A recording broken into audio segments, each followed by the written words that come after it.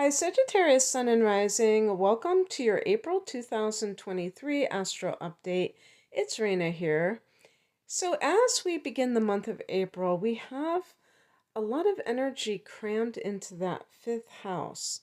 The fifth house in astrology is the house of Leo, the house that Leo rules, and it deals with love and creativity. This is the house of pleasure, so it's about anything that you do for fun, not for work, which is the sixth house, but for fun. And well, I take that back because actually the fifth house can be the business that you own. So, um, it's interesting. Before I started to do this, or right around that time, maybe right afterwards, I heard, I don't know if it was another astrologer talk, I think it was talking about um, creativity and talking about how entrepreneurs are creative. And I think my whole life, I never wanted to own a business because to me that was very dry. It didn't seem like anything creative or intuitive. And now I have like totally changed that perspective and done a complete 180 on that. But yeah, so it can be the business that you own. And we still have a green light, definitely to this till the 7th of April. But if you disregard the Mercury retrograde shadow period, then you could say until the 21st when Mercury goes retrograde. So, what is actually in that fifth house as the month begins? Well, the sun is in Aries. We have Mercury in Aries. We have, I know there's another one. Well, there is Jupiter is in Aries, and that's the ruler of Sag. And we also have Chiron, the wounded healer, the asteroid that is in uh, Aries. So four placements in the fifth house. And what does this mean to have so much going on there? Well, for those people who are single, this can be a time, with Jupiter there until next month, where you are experiencing a lot of opportunities to date. And so you might be very busy seeing people, it not being necessarily serious, and all of that good stuff. On the 3rd of the month, Mercury leaves that house, goes into Taurus, and that's the 6th house. This is Virgo's domain, and it's very practical. It deals with your service to others, otherwise known as work, and it also deals with your health, any kind of health issues. Mercury is the ruler of the sixth through Virgo. So diet can be, you could be reading about these things. You could be speaking to a health practitioner. You could be speaking to your place of employment about something. And then you also, yeah, so that's happening on the 3rd of the month. And then on the 6th, we have a full moon at 16 degrees of Libra. And for Sag, this is the 11th house of hopes and wishes. This is a friendly angle to Sag called a sextile, and a full moon here in this 11th house, which can also be gains, meaning that there's some kind of maybe profit from the work that you're doing, your career, which is the adjacent house, the 10th house. Oh yeah, another thing that is in the fifth house is Venus until the 11th of the month. So Venus can definitely be about money. In the fifth house, Venus can be romantic. And also, this could be like if you did start a business and in recent months. Now maybe you're starting to turn a profit. So going back to that full moon, you could realize one of your long range goals, one of the things that you've been wishing for. You could find out something about a friend, or you could end some kind of connection to a group that you have belonged to, or a friendship that you have belonged to. Or I guess it could be more than one person. If you have a bunch of friends, you may be kind of letting go of that social network altogether, or maybe saying goodbye for some reason. You could learn some information about a friend. On the 11th, Venus goes into Gemini, which is the opposite sign of Sag.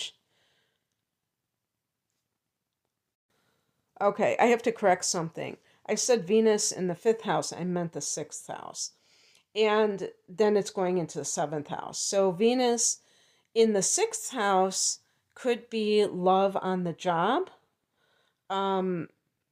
It could also be more money. So with that full moon in the 11th house and Venus in the 6th, that could be, some kind of salary negotiation, since you had Mercury in that 6th house as well, talking to your employer. Maybe you're bargaining and Venus is there and you get that money. But then Venus goes into the 7th house, and this is the house of marriage or long-term, a committed partnership. This is the house of some kind of mediation or legal matters.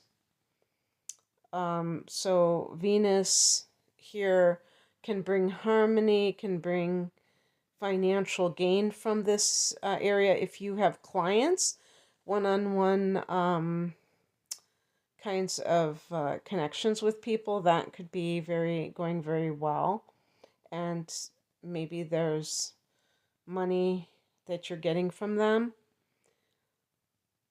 On the 19th or 20th, depending on where you live, there's a solar eclipse at 29 degrees, 50 minutes of Aries.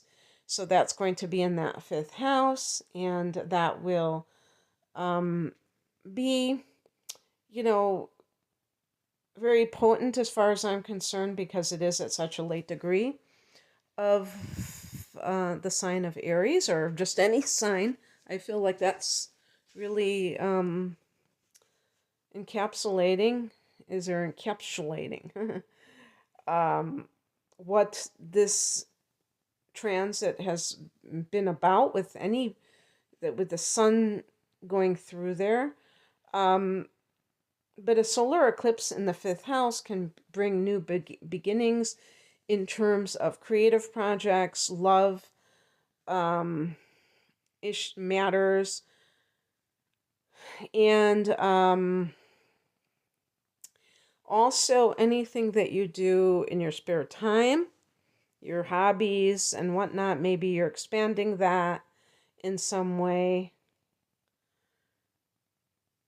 A few hours later, the sun goes into Taurus, into that 6th house.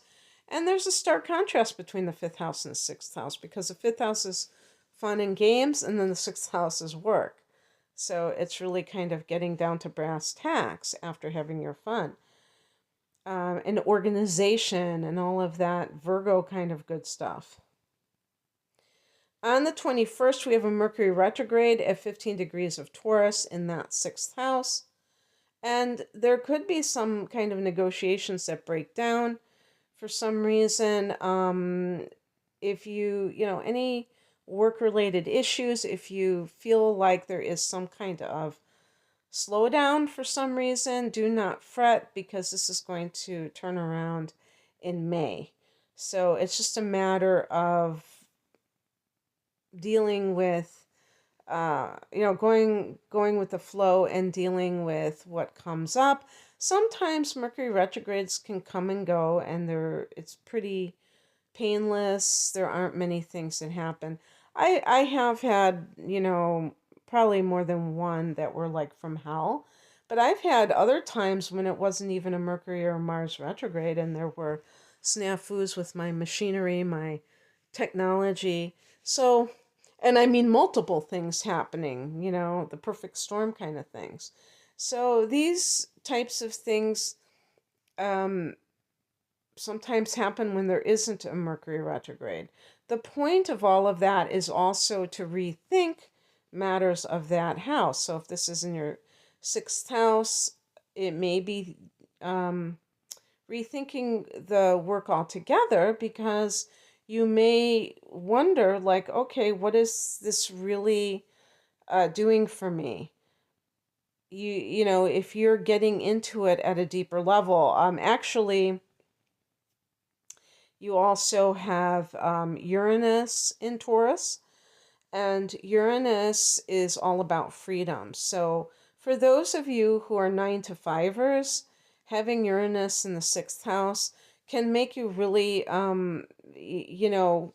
be more desirous of having the freedom, maybe working remotely. And usually Sages are like this. If I were just talking to the general public, I know that some people like routines more than others, and Sages tend to like freedom above all else.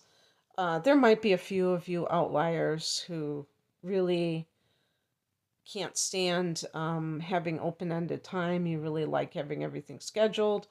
I'm sure that there are some of you that fit that bill, but the majority of Sages really appreciate having, time to call their own, and so that can be something that you're focused on. Um,